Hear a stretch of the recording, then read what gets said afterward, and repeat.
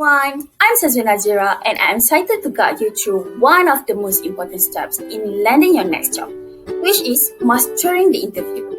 Interview are not just a checklist of questions. Well, they are a conversation where you get to show not just what you do, but who you are.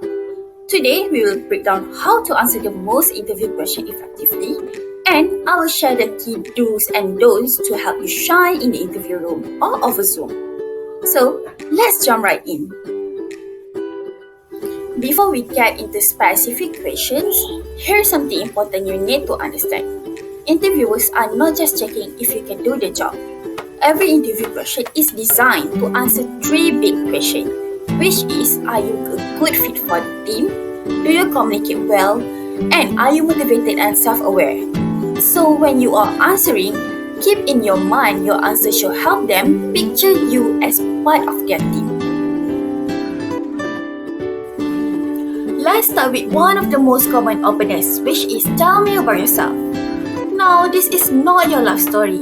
It's a strategic summary of your career that leads into why you are here. I recommend you to use the present, past, and future structure.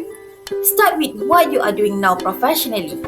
Give a bit of context from your experience and finish it with where you are going and tie that to the role you are applying for.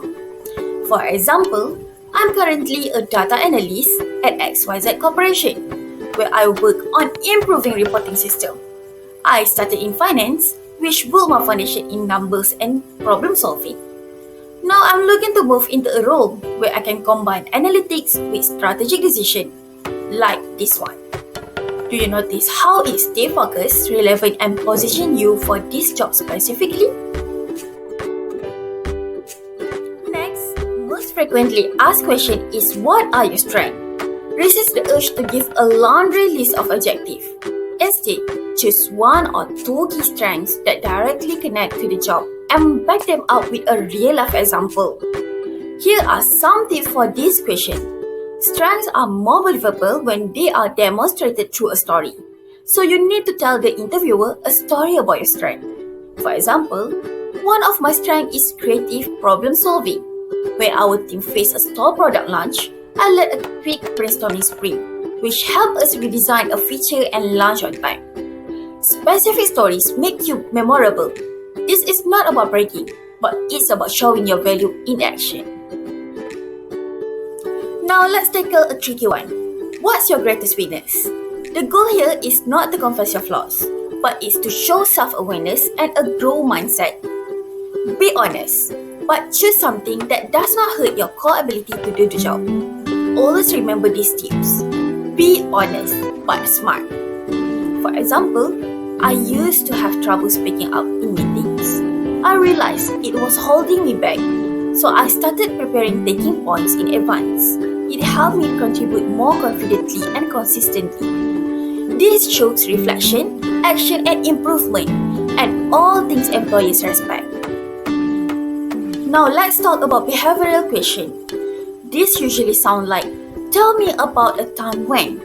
The best way to answer this is the STAR method.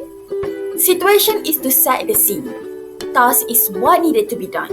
Action is what did you do. And result is what was the outcome. For example, in my last role, we were short-staffed during a major product launch. I was asked to manage both the email campaign and the landing page. I created a cross-functional timeline and collaborated closely with design, which helped us launch successfully and exceed click-through targets by 50%. The STAR method will keep your answer sharp and results focused. To succeed in an interview, we must know the crucial parts. So now let's cover some crucial interview do's and don'ts. Well, these little things often make a big difference. I will start with the do's. Do your research. Learn about the company, the team, and the recent projects.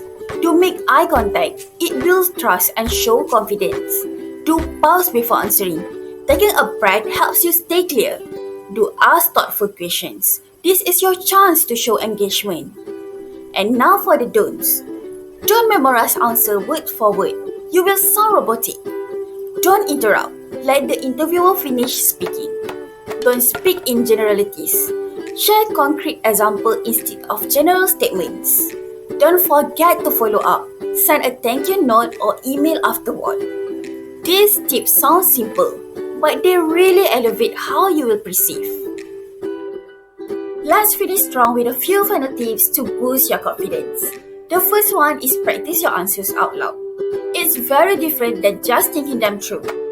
Next, don't forget to smile and breathe. It sounds basic, but it regulates nerve and helps you come across as approachable. Be authentic. Let your personality come through, don't try to be perfect. Last, always keep it positive. Even when talking about challenges, always focus on what you learn and how you overcome them. Remember, an interview is not just about qualification, but it's also about connection. Preparation helps you show up with clarity and confidence. And that wraps up our session for interview preparation. I hope these tips help you walk into your next interview feeling ready and empowered. Remember, with every interview, you are not just answering questions, but you are also building a relationship and showing them why you are the right fit. Thank you and Assalamualaikum warahmatullahi wabarakatuh.